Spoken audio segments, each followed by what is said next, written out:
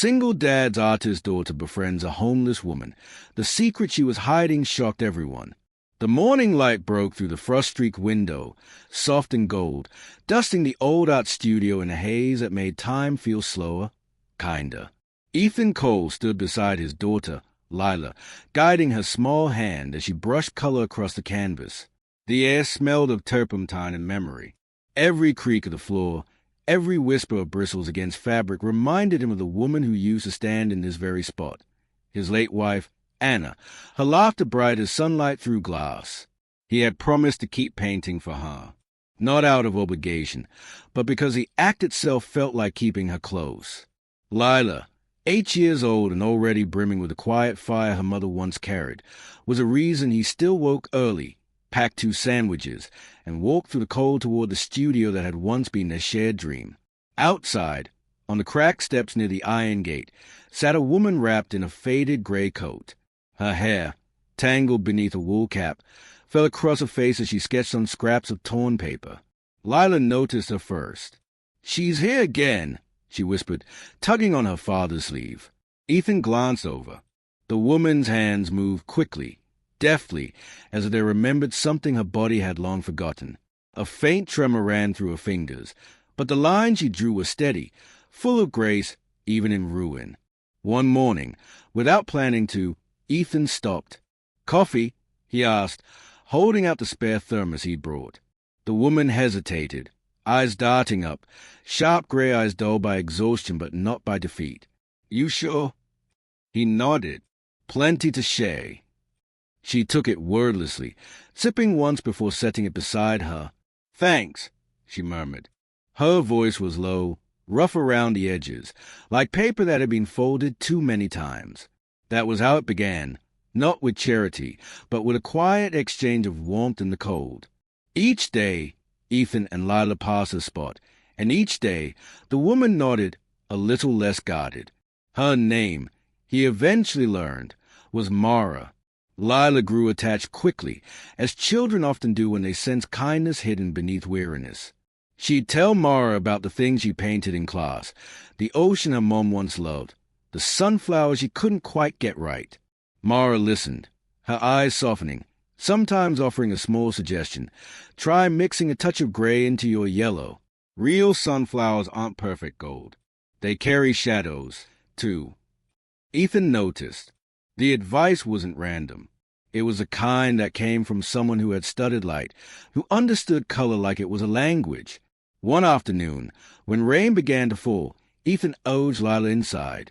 But Lila looked back toward the gate, where Mara sat beneath a narrow awning, sketching even as water streaked down the page. Something about that image stayed with him. Creation despite the storm, persistent despite the world's indifference. Weeks passed, and the rhythm of their days settled. Mornings at the studio. Lunch breaks shared with Mara when she appeared. Evenings filled with Lila's chatter and the steady hum of brushes soaking in water. Then one gray afternoon, Mara was gone.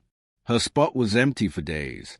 Lila grew quiet, leaving tiny folded notes where she used to sit. Small drawings of the 3 of them together, or the sunflowers Mara once described. Ethan pretended not to worry, but he checked every alley and street corner on their way to the studio. Then, during a sudden downpour, she returned, soaked to the bone, shivering, but with something clutched under her arm, a parcel wrapped in brown paper. She spotted them instantly. "Lila," she called softly. The girl ran to her without hesitation. Mara knelt, handing her the parcel with trembling hands. "For you," she said. When Lila unwrapped it, the world seemed to still. It was a portrait of her and her mother, painted with such tenderness it stole Ethan's breath. The brushwork was luminous, delicate, alive.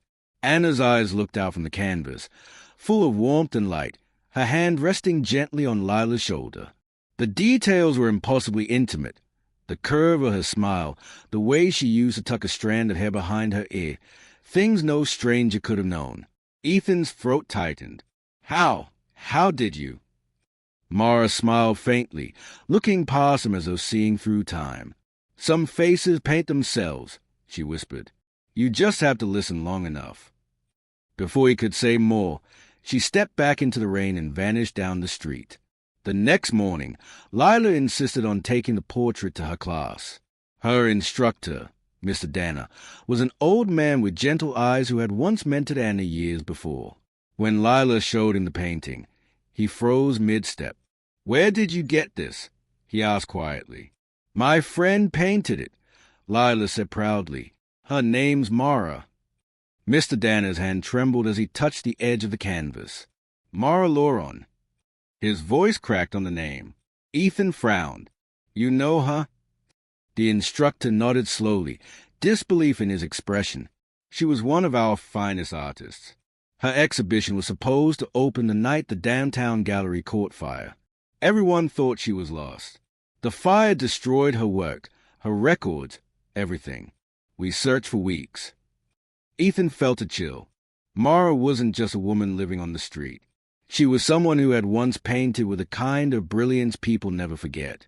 That night, he couldn't sleep. He sat at the kitchen table, the portrait before him, candlelight flickering across Anna's painted face. The strokes were confident yet aching, the kind of art born from pain and memory. He thought of Mara, her trembling hands, her quiet advice, her eyes when she looked at Lila, and realized she hadn't been running from the world. She had been running from loss. Just like him, days turned into weeks again. They looked for her, but she was gone. Ethan and Lila left small sketches at her old spot, tokens of thanks, fragments of connection. Then one morning, a folded paper appeared under a loose brick near the gate. Lila spotted it first. Inside was a charcoal sketch of the three of them, Ethan, Lila, and Mara, standing together under the studio window, sunlight pooling around their feet.